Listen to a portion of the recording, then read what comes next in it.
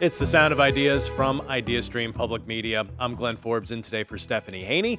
Thanks so much for staying with us. It's estimated that almost 20% of the adult population in the U.S. deal with some form of depression. That's around 50 million people. And depression can take many forms, from losing interest in daily activities, pulling away from friends and family, to thoughts of suicide. Addressing depression also widely varies, from simply changing diet or sleep habits to therapy with a professional or the use of medications. Jared Anderson is an Ohio-based writer and a poet whose book, Something in the Woods Loves You, chronicles his own experiences with depression and how his first step to getting help was taking a walk in the woods. IdeaStream's Drew Mazius spoke with Anderson ahead of his appearance at the Nature Center at Shaker Lakes on Wednesday evening. The segment is on tape, so we cannot take your calls. You can still send us your thoughts, soi@ideastream.org. And a warning, this conversation includes discussions about suicide. Jared Anderson, welcome to The Sound of Ideas. Thanks, Drew. So good to be with you. Now, the book Something in the Woods Loves You deals with some pretty heavy subject matter and mental health challenges, suicidal ideation. I'm just curious, as we open this conversation, how are you feeling now that the book's been out for a minute? Doing all right. It's, as I talk about in the book, I've come to think about my own struggles with mental health as a natural process akin to seasons. And sometimes I enjoy thinking of it as brain weather is a metaphor I often come back to. So there are good days and bad, but today's a good day. Good. I'm glad to hear that. And we'll get into my own mental health challenges as well. So I'm glad we'll be able to chat about this book. And each chapter of the book, talking about the structure, is titled for a specific plant or animal. Everything from white-tailed deer to forsythia, lightning bugs, and crows, white trillium. And the chapter relates to your own struggles. How did you come to design the book that way? Well, when my editor first pitched the idea of doing a longer nonfiction book to me, I loved the idea, and I had a lot to say about nature and its impact on my own struggles with depression. But the terrifying thing was thinking of how huge the topic was.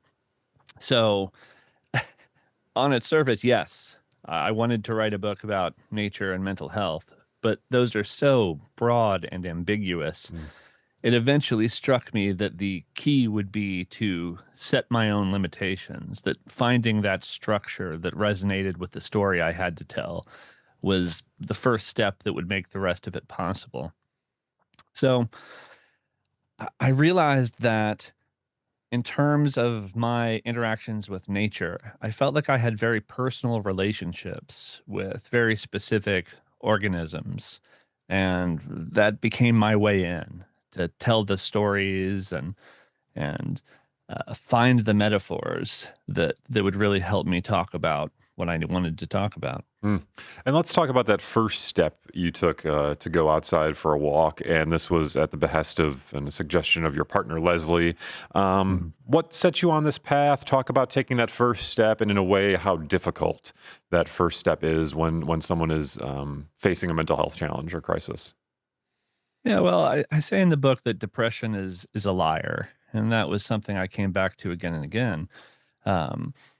Because most other folks I have known that have struggled with depression have gone through the phase of other people have depression, but not me. What I have are legitimate reasons for sadness.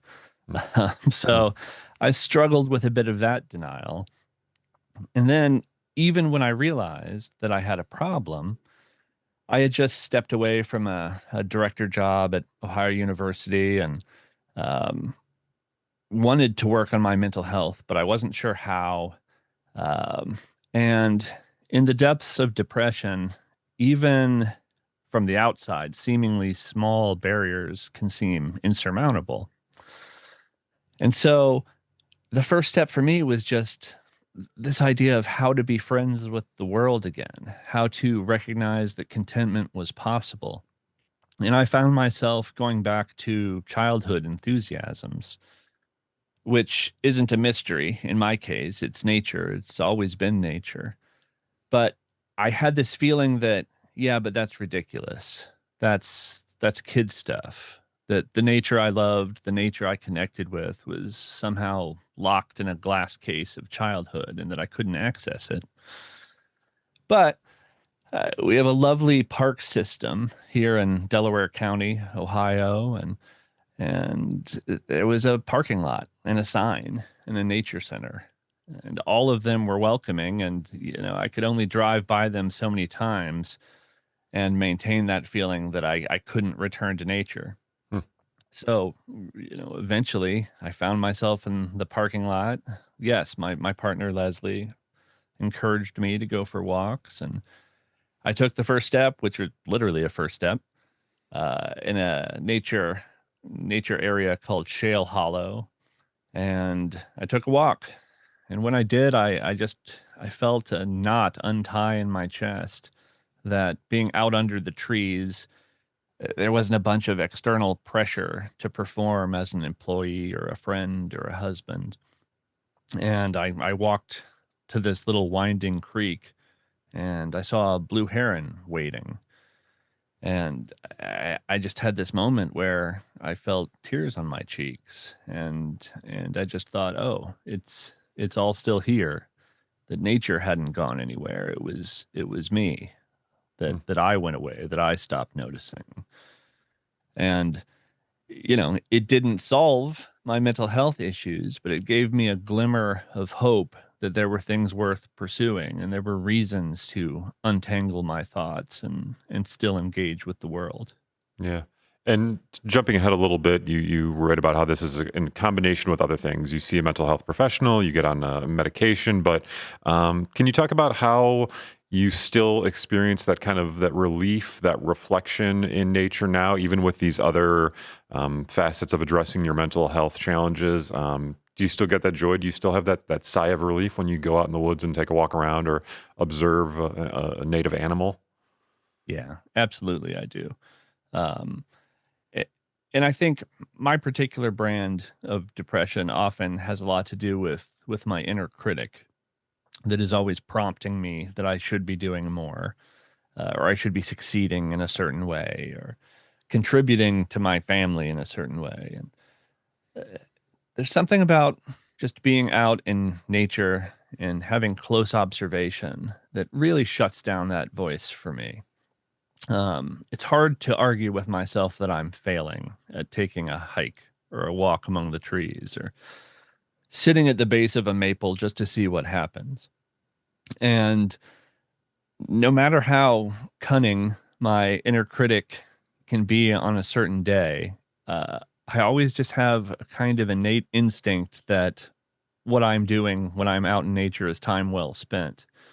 Um, and yeah, it really quiets my inner landscape, and I don't struggle as much with these big abstract thoughts of shame that depression will bring to me, or hopelessness, because it isn't abstract when I'm out in the woods. I don't have an interaction with the concept of a gray squirrel. I'm looking at that one. Yeah. And it's being silly in this specific way. And there's no argument to be made that any of that was manufactured to sell me something, or to sell me a political position or a product, or it's as fundamental as we have. And boy, that resonates me in a way that is medicine. Well, in terms of things that resonate, you come back to shame, and I'm glad you brought up that word.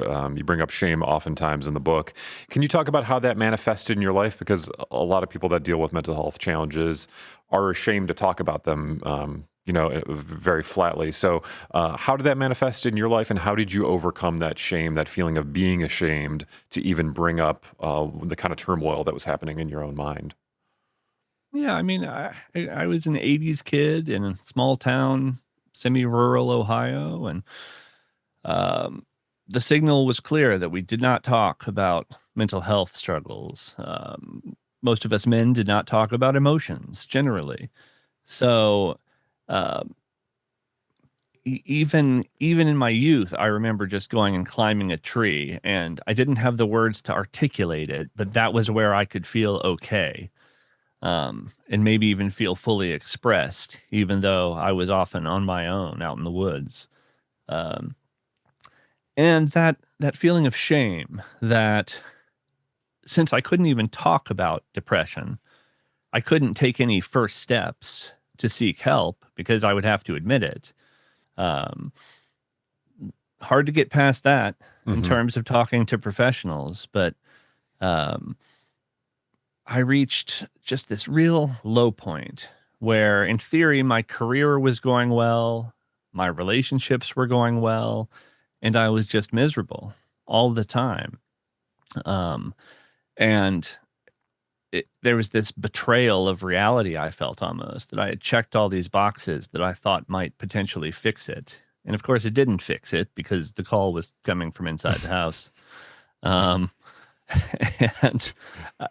admitting that was a huge first step, and just talking about it with a supportive group of friends and my wife, that really helped me open the door. But I was still terrified to go talk to my family doctor. Was the first step I took.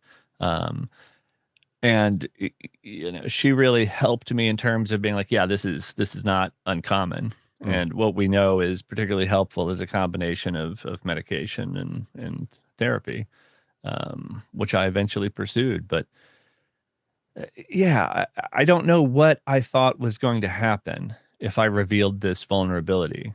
Yeah. But of course I took that risk, and revealing the vulnerability is the only way to be earnest and authentic, and the only way anybody can help. So yeah, that was a very scary step, and I'm glad I managed it. Yeah, I'm glad you did too. If you're just joining us on The Sound of Ideas, I'm speaking with Jared Anderson. He's the author of Something in the Woods Loves You. He's coming to Northeast Ohio later this week. I'm really glad you talked about opening up. As I alluded to earlier, my story sounds very similar to yours. I'm physically active. I'm a middle-class individual. I have a good job. I have a good partner. But something felt empty, and I eventually got screened for anxiety and depression, got on medication, started seeing a therapist, and it was a tough first step, but it was very necessary. And it makes me want to ask about this phrase that you use over and over again in the book, and it's depression defends itself. And I think it just alludes to the fact that, you can tell yourself, or your depression, the crisis that you're going through, however you classify it, is willing to tell you anything to continue to be that inner critic that you also mentioned earlier. Can you talk about that phrase, depression defends itself, and why you kept coming back to that in the book? Yeah, it's really depression's main weapon, at least in terms of my internal landscape. And it's this feeling that no matter how miserable I am, I don't deserve help, because this version of me is somehow broken in a fundamental way. And so I might have wished that I was the sort of person who deserved help, but that person wasn't here. That person was hypothetical. And as somebody who loves and writes poetry, it was really kind of a metaphor that helped me get past that particular version of how my depression defended itself. And it was that idea of brain weather that I mentioned briefly earlier. This idea that my internal struggles, my internal landscape, was an echo or a mirror of the landscapes that I loved, of the nature I loved.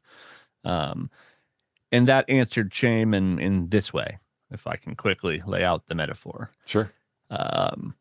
If I planned a picnic and it was canceled by a thunderstorm, I might be disappointed, but I wouldn't be ashamed.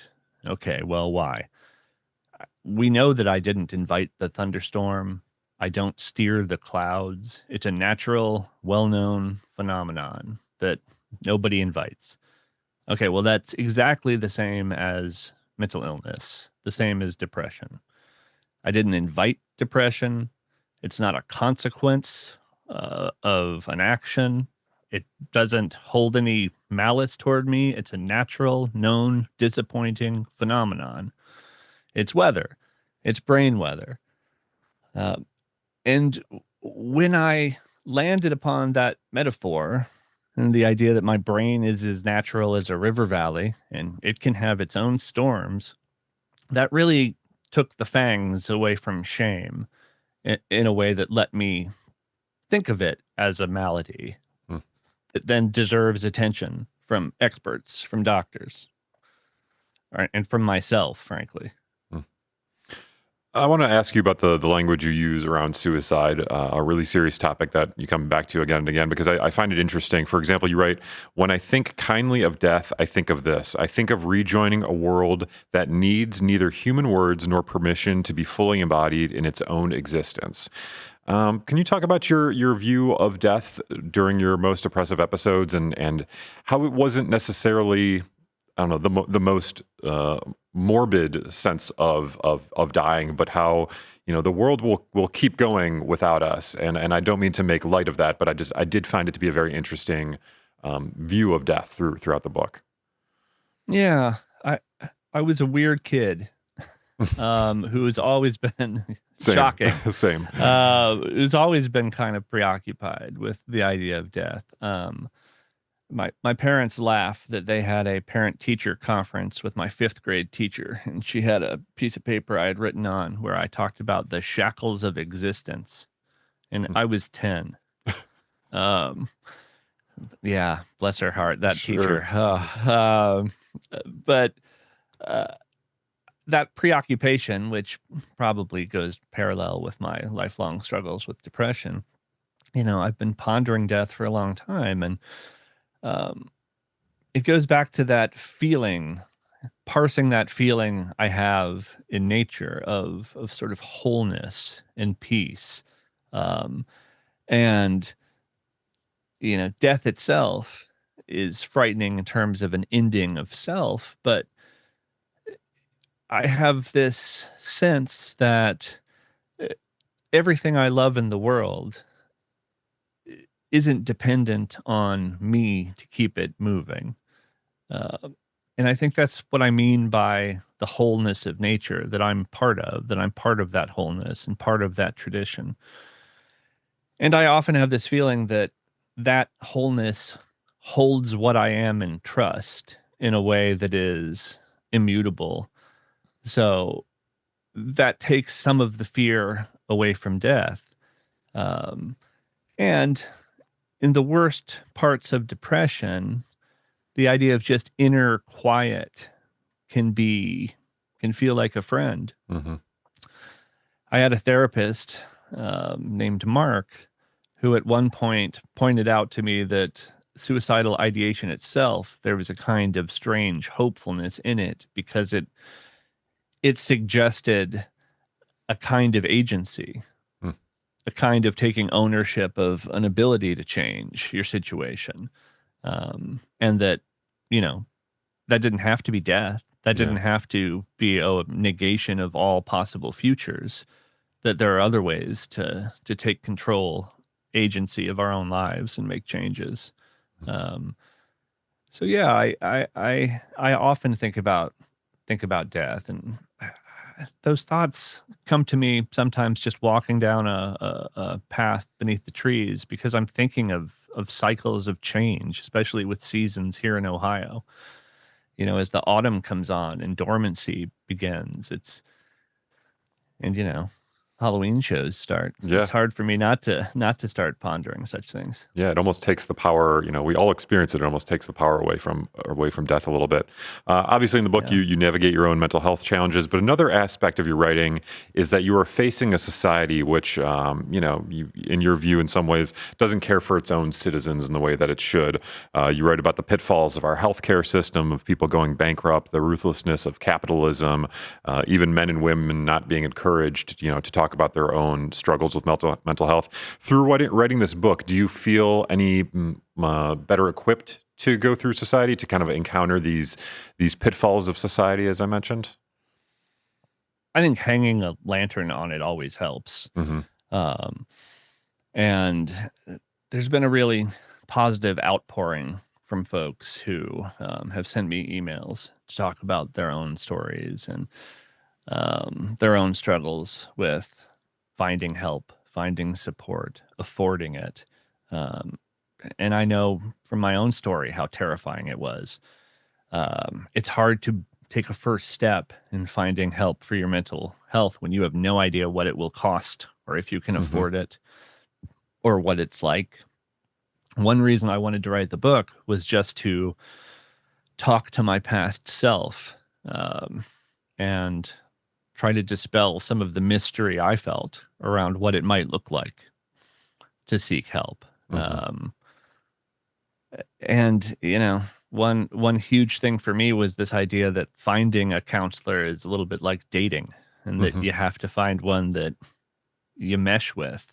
That feeling like your counselor, your therapist is an ally who gets you has been studied, and it's such a huge part of what determines a positive outcome, which is also the last thing you want to do when you really want a counselor. But yeah, I do think it is helpful. It's been helpful to me just to articulate it so that you don't feel, a little bit nuts in terms of how difficult it is.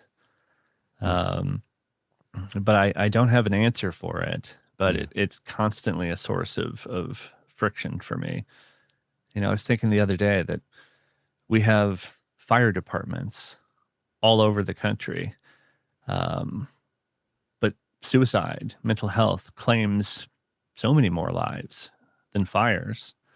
Why don't we have public funded mental health departments, that have quick teams to come and help? Why isn't that aspect of education in every school? It really feels like the stigma is steering policy in a way that doesn't mesh with the data, with the fact of the threat on the ground. Yeah. And in many ways, it's something I feel like we want to sweep under the rug and not talk about at all. But before we close, I do want to ask you about, you mentioned that other people come up and talk to you, they contact you, they write to you, and, I'm sure share their stories, ask you about how you're doing. You're not a mental health professional. You have certainly a lot of firsthand experience, but how do you respond to those people? How do you direct them? How do you maybe get involved in a person's life while also still protecting your own personal mental health? Yeah, I mean, enthusiasm for seeking support from experts is often how I do it. I mean, someone called the book a me too, not a how to, and I really appreciated that. But I had been writing poetry about nature and mental health before this book, and so I've been getting these kinds of messages for a long time, and in a real way, that's what the book was. It was, I would have all of these conversations on social media, and I would say to Leslie, my partner, that, these are long talks that I would like to have with these folks. It's hard to do over Instagram. And it became very clear that it needed to be a book, that the book was the long talk, was the hiking trip, just so that I could talk shop, just so that I could compare notes with other people who have been living under the silence of the stigma of depression. And yeah, it was a little scary not being an expert, but I still felt that there was value in just sharing and just willfully breaking the silence to talk about what I've been through and what I've learned through that process. Well, Jared Anderson is the author of Something in the Woods Loves You, and he'll be speaking at the Nature Center at Shaker Lakes this Wednesday at 6 p.m. Jared, thanks so much for talking to us today on The Sound of Ideas. Thanks, Drew.